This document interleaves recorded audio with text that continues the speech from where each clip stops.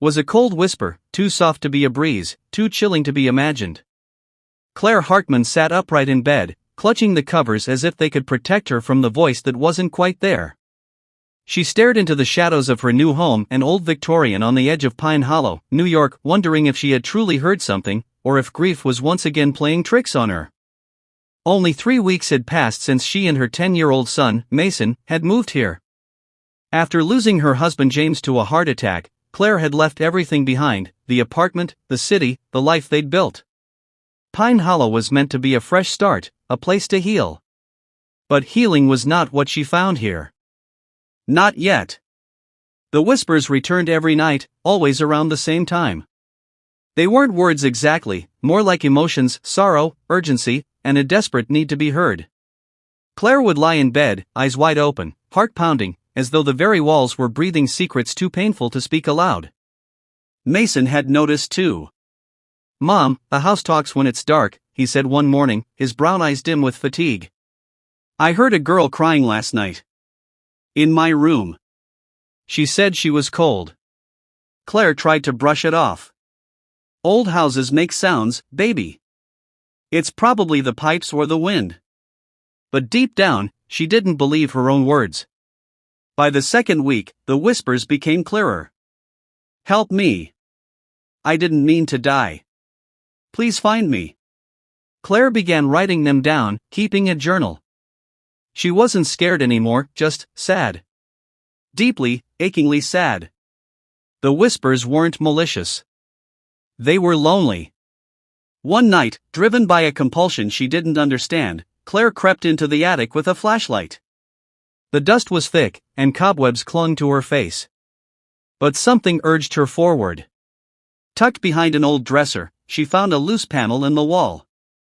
Behind it, an old, moth-eaten diary wrapped in a child's sweater. The diary belonged to a girl named Annabelle Wright, dated 1962. Her entries painted a tragic picture.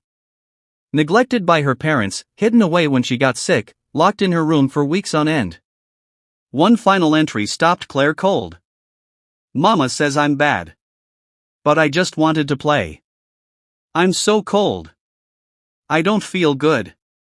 I don't think I'll wake up tomorrow. Maybe the walls will remember me if nobody else does." Claire sobbed quietly in the attic that night, clutching the little book to her chest. For the first time since James died, her grief met another's, and something changed inside her. The house hadn't been haunted, it had been mourning. She went to the town archives the next day and discovered that Annabelle had never been reported missing. Her parents had quietly moved away after the girl went to live with relatives, according to neighbors. No one had looked for her. No one had remembered. Claire couldn't let that be the end of Annabelle's story. She contacted the Historical Society, shared the diary, and with the help of local volunteers, organized a memorial service. They placed a small plaque in the garden with her name, the year of her birth, and the words, "You are remembered." The whispers stopped after that. Claire noticed the silence almost immediately, and oddly, it didn't feel empty.